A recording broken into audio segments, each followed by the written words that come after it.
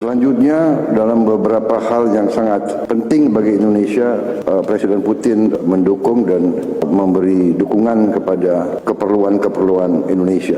Dunia lagi gemeteran lihat jalan ninja Indonesia.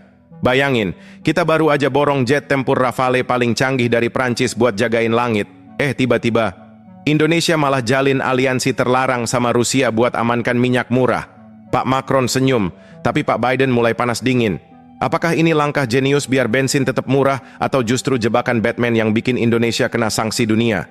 Di video ini kita bongkar abis manuver gila antara Paris, Moskow, Jakarta yang bikin peta dunia berubah total. Jangan kaget kalau lihat endingnya. Penasaran?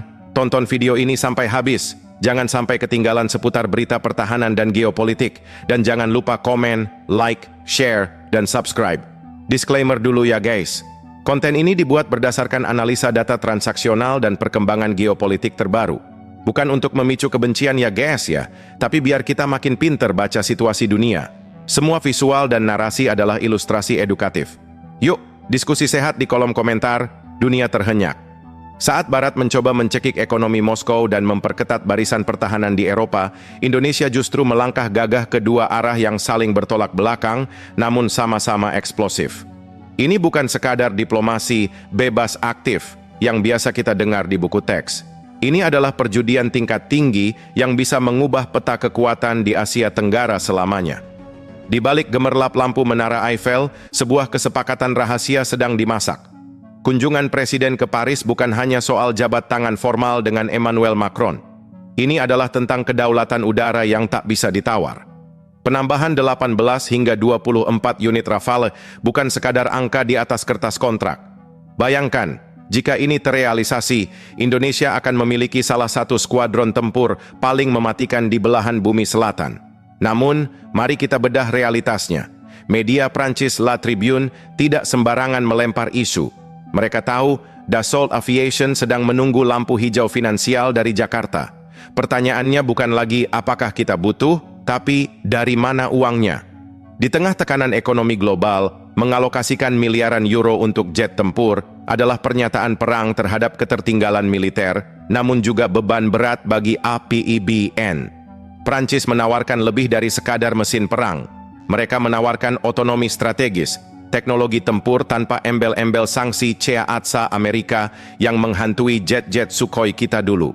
Tapi, harga dari otonomi ini sangat mahal. Indonesia sedang menghitung setiap sen, memastikan bahwa setiap Rafale yang mendarat di pangkalan kita bukan hanya menjadi pajangan, tapi jaminan bahwa tidak ada 1 inci pun ruang udara kita yang bisa ditembus tanpa izin. Negosiasi ini adalah perang saraf. Indonesia menginginkan transfer teknologi yang radikal, sementara Prancis berusaha mengunci pasar mereka di Asia. Jika Rafale adalah pedang, maka minyak Rusia adalah darah yang akan mengalirinya. Kabar dari Menteri Energi Rusia, Sergei Tsivilev, adalah bom waktu diplomatik. Mengajukan kontrak jangka panjang dengan Rusia saat mereka menjadi paria di mata G7 adalah langkah berani yang nyaris gila. Mengapa Rusia? Jawabannya sederhana, diskon. Di saat harga minyak dunia fluktuatif akibat konflik Timur Tengah, Moskow menawarkan harga persahabatan yang sulit ditolak oleh negara berkembang dengan kebutuhan energi yang membengkak. Indonesia butuh napas panjang untuk ketahanan energinya. Kita tidak bisa lagi hanya bergantung pada pasokan tradisional yang semakin mahal dan penuh syarat politik. Namun, disinilah letak risikonya. Pri Agung Rahmanto dari Reforminer Institute sudah memperingatkan, celah sanksi itu sempit, hanya 30 hari. Setelah itu, kita bisa terjebak dalam sistem pembayaran yang diblokir oleh SWIFT, kapal tanker yang tidak bisa diasuransikan, dan yang terburuk, ancaman sanksi sekunder dari Amerika Serikat. Indonesia sedang berjalan di atas tali tipis. Jika kita menandatangani kontrak jangka panjang ini, kita secara de facto sedang membantu mesin ekonomi Rusia. Apakah Jakarta siap menghadapi kemarahan Washington? Ataukah ini justru kartu as Indonesia untuk menunjukkan bahwa kita tidak bisa ditekan oleh siapapun? Ini adalah manuver yang membuat para diplomat di Washington dan Beijing berkeringat dingin. Indonesia sedang memainkan strategi double standard yang sangat cantik. Kita membeli senjata dari anggota utama NATO, Prancis, tapi kita membeli bahan bakar untuk menggerakkan negara ini dari musuh bebuyutan NATO, Rusia. Strategi ini bukan tanpa cacat. Ruang manuver kita sedang menyempit. Di satu sisi, kerjasama dengan Amerika Serikat dalam latihan militer Super Garuda Shield semakin intens. Di sisi lain, ketergantungan energi pada Rusia akan menciptakan keterikatan baru yang sulit dilepaskan. Jika tensi di Ukraina atau Taiwan pecah menjadi konflik terbuka, posisi tengah Indonesia akan dipaksa untuk memilih. Inilah wajah baru politik luar negeri kita. Agresif, oportunis, namun tetap pragmatis. Kita tidak lagi sekadar menjadi penonton di pinggir lapangan. Kita adalah pemain yang sedang memegang dadu. Keputusan untuk melanjutkan kontrak minyak dengan Rusia atau menambah armada Rafale akan menjadi warisan sejarah. Jika berhasil, Indonesia akan muncul sebagai kekuatan menengah yang mandiri secara energi dan militer. Jika gagal, kita akan terjepit di antara sanksi Barat dan ketergantungan Timur. Taruhannya adalah masa depan bangsa. Apakah kita akan menjadi macan Asia yang baru atau justru menjadi pelanduk yang mati terinjak di antara gajah-gajah yang bertarung? Satu yang pasti, Indonesia sudah tidak takut lagi untuk bermain di liga besar. Jika sebelumnya penambahan Rafale hanya dianggap sebagai rumor di meja diplomatik, kini tirainya telah terbuka. Pada awal Januari 2024, Kementerian Pertahanan secara resmi telah mengefektifkan kontrak tahap ketiga untuk 18 unit tambahan, menggenapi total pesanan menjadi 42 jet tempur Rafale. Ini bukan lagi wacana mungkin atau nanti. Dassault Aviation telah memasukkan pesanan ini ke dalam daftar produksi mereka. Namun, kejutan sebenarnya datang untuk tahun 2026.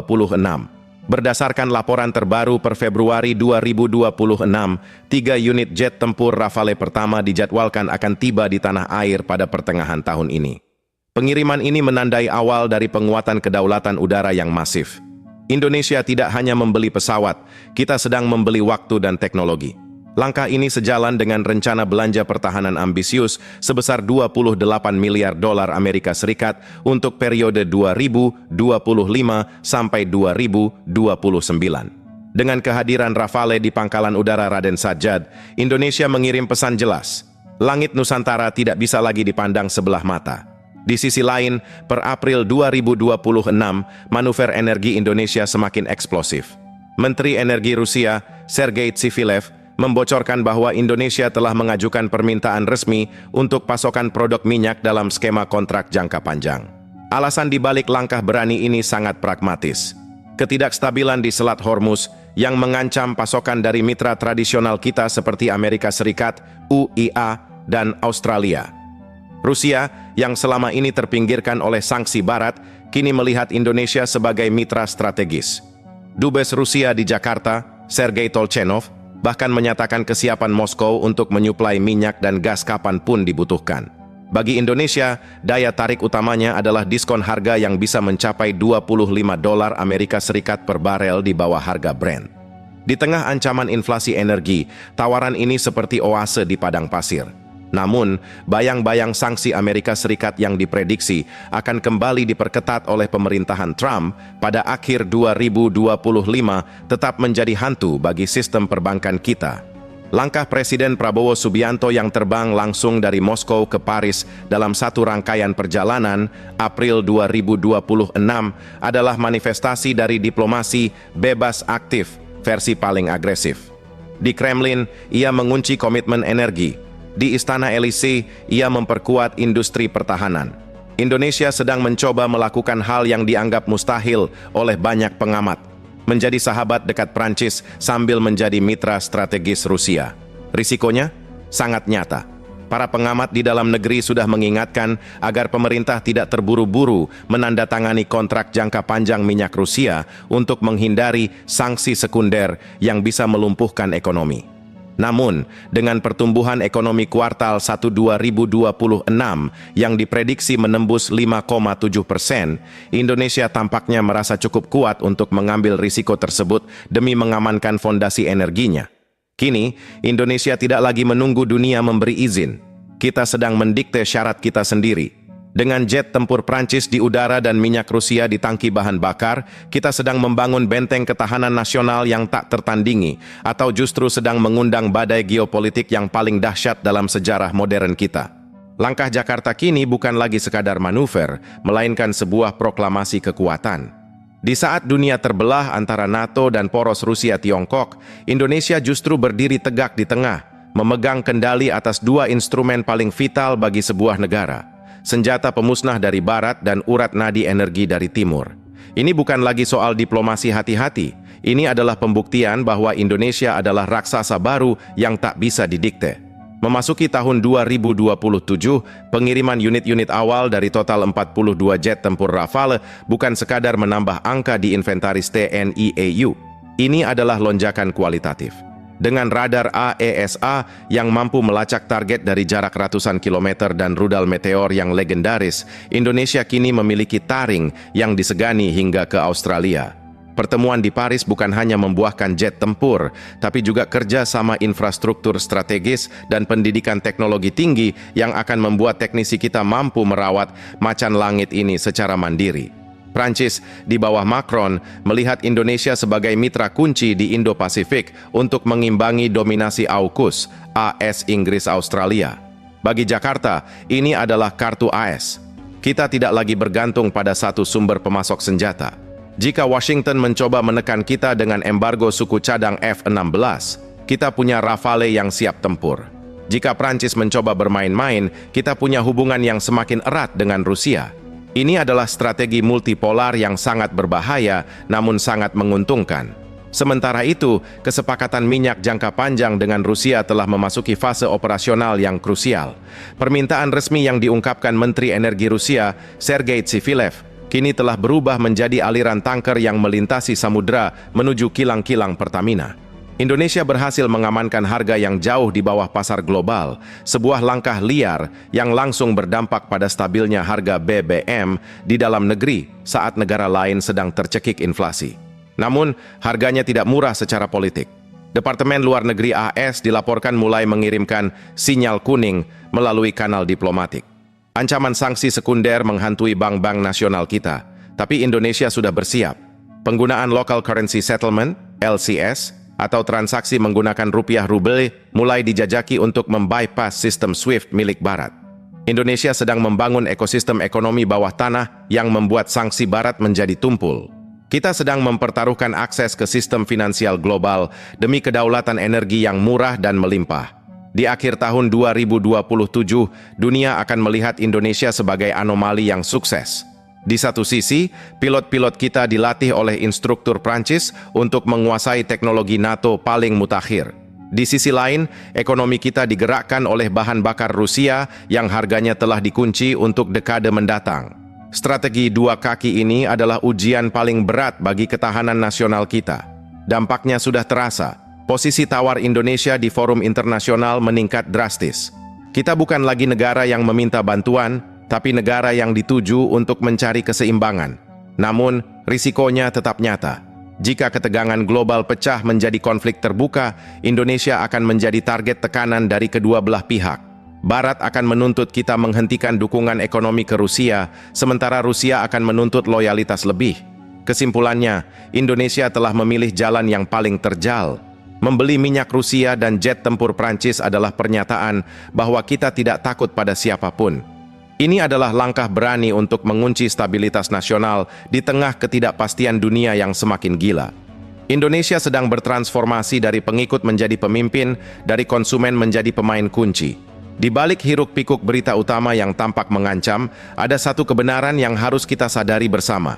Indonesia tidak lagi hanya sekadar menjadi penonton di pinggir lapangan.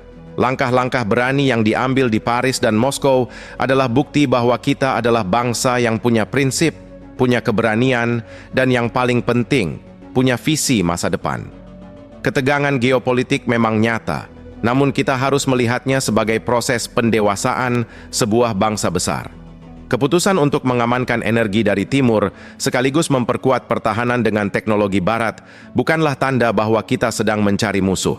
Sebaliknya, itu adalah pesan kepada dunia bahwa Indonesia adalah jembatan perdamaian. Kita adalah negara yang bisa bersahabat dengan siapa saja tanpa harus mengorbankan kedaulatan diri. Alih-alih merasa takut akan sanksi atau tekanan, mari kita fokus pada potensi besar yang sedang terbuka. Bayangkan masa depan di mana ketahanan energi kita stabil, langit kita terlindungi dengan armada tercanggih, dan ekonomi kita tumbuh mandiri di tengah ketidakpastian. Ini adalah momen bagi kita untuk bersatu, mendukung kebijakan yang cerdas, dan terus berinovasi. Dunia mungkin sedang bergejolak, tapi kapal besar bernama Indonesia ini memiliki kompas yang jelas. Kita tidak sedang memihak blok manapun, kita memihak pada kepentingan rakyat kita sendiri. Dengan semangat politik luas negeri bebas aktif, kita tunjukkan bahwa diplomasi Indonesia adalah diplomasi yang bermartabat, sejuk, namun tetap kokoh. Mari kita terus berpikir kritis, namun tetap positif. Bangsa yang besar adalah bangsa yang berani mengambil risiko demi kemajuan bersama.